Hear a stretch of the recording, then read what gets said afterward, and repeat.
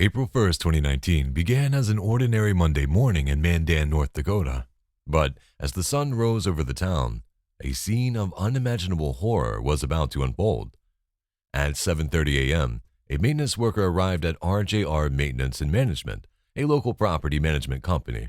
Stepping inside, he was greeted not by the usual hum of early morning routines, but by an eerie silence. Then he saw it. The first victim was found just inside the office, a man slumped over. The shock turned into panic as he searched for help, only to discover more victims.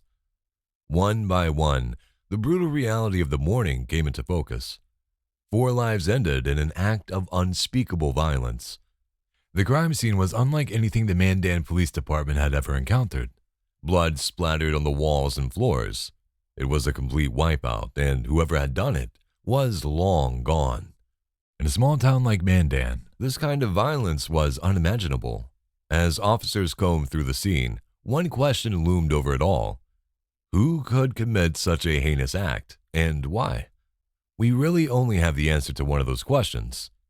His name was Chad Isaak. Chad Isaak seemed like an unremarkable figure in the small town of Washburn, North Dakota. At 47 years old, he lived alone in a mobile home within a trailer park managed by RJR Maintenance and Management, the company where his future victims worked. A Navy veteran turned chiropractor, Isaak had built a career rooted in discipline and precision, traits that served him well in his profession. Despite his outwardly respectable life, Isaak was known for keeping to himself. Neighbors described him as quiet, even reclusive, with few close connections. His interactions with RJR were limited to the routine responsibilities of a tenant, paying rent, reporting maintenance issues, and adhering to the rules of the property. The connection between Isaak and RJR Maintenance and Management became a focal point of the investigation. Why would a man with no apparent grievances target the very people responsible for managing his home? And why these particular victims? The investigation into the RJR Maintenance and Management tragedy was meticulous, piecing together a puzzle that ultimately led to Chad Isaak's conviction. It started with lots of surveillance footage. In one instance, cameras along Memorial Highway in Mandan captured a crucial lead. A white Ford F-150 truck parked at a McDonald's near the crime scene on the morning of April 1st, 2019. The driver, wearing distinctive clothing, was seen calmly walking towards RJR.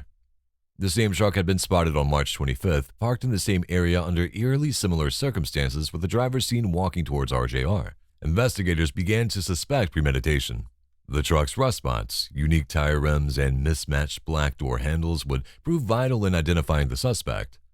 Another breakthrough came from an unlikely connection. One of Isaac's chiropractic patients was a county sheriff's lieutenant who received the bolo for a white Ford F-150 with distinctive features after a worker at the McDonald's noticed a suspicious person wearing a mask getting into a truck. The lieutenant immediately recognized the description. Early on in the morning of April 4th, he drove to Isaac's trailer park and photographed the truck. Chad Isaak, watching from his window, reportedly noticed the attention but did nothing in response.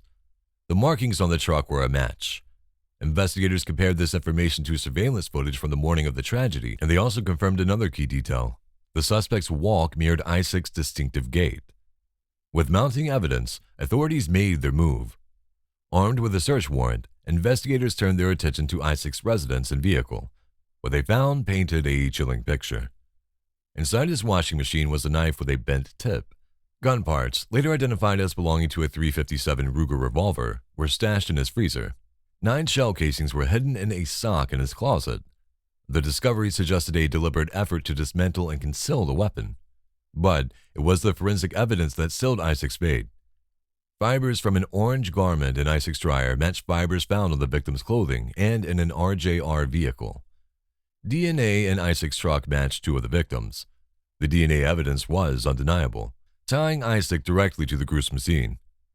With each piece of evidence, a clearer picture emerged. Isaak had carried out a calculated, brutal attack. Surveillance footage, physical evidence, and forensic analysis worked in unison to build a case that would leave no room for doubt. Acting on evidence gathered over days of relentless investigation, law enforcement conducted a traffic stop on April 4th, 2019, near Chad Isaak's home in Washburn, North Dakota. Chad Isaak, the quiet chiropractor from Washburn, was taken into custody and charged with the crime. During the interrogation, Isaak didn't have much to say and didn't confess to anything. The trial began over 2 years later, in August 2021. By then, the weight of the evidence against Isaak had grown. The prosecution meticulously reconstructed the events of that morning. Chad Isaak, they argued, had parked his truck at McDonald's at 5:25 a.m., a 15-minute walk from RJR. This wasn't the first time. He had conducted a trial run a week earlier. At 6:30 a.m., Bill and Lois Cobb entered the building. 15 minutes later, Isaak followed.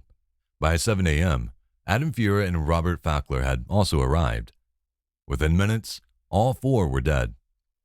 The defense, however, sought to dismantle this narrative.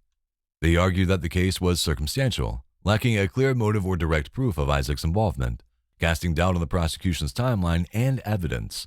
It was a strategy aimed at creating uncertainty, but the sheer volume of evidence proved difficult to overcome. After weeks of testimony, the jury reached its verdict: guilty on all counts. In December 2021, Chad Isaak received 4 consecutive life sentences without the possibility of parole. The verdict brought a sense of justice to the families of the victims and the Mandan community, though the question of why Isaak committed such a brutal act remained unanswered. Often, once a perpetrator is convicted of a crime, they are more willing to give the details around their motivation behind the crime. Not in this case. On July 31st, 2022, Chad Isaak was found unresponsive in his cell at the North Dakota State Penitentiary. Authorities reported that Isaak had caused self-harm by hanging, leading to his death, thereby leaving the motivation behind his rampage forever a mystery.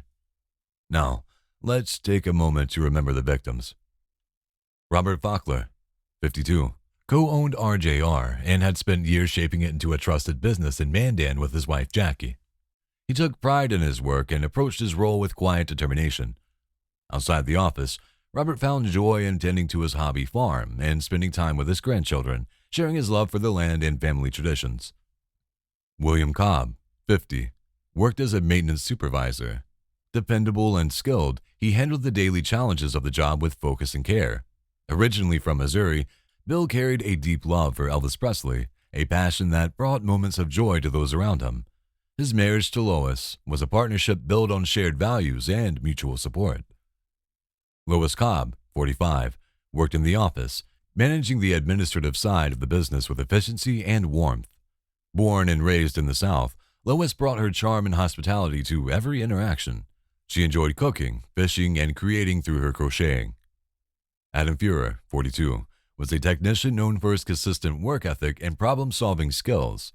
He approached every task with precision and a quiet sense of pride. Colleagues respected Adam for his reliability and his steadfast commitment to getting things done. These 4 individuals made RJR Maintenance and Management a trusted presence in Mandan.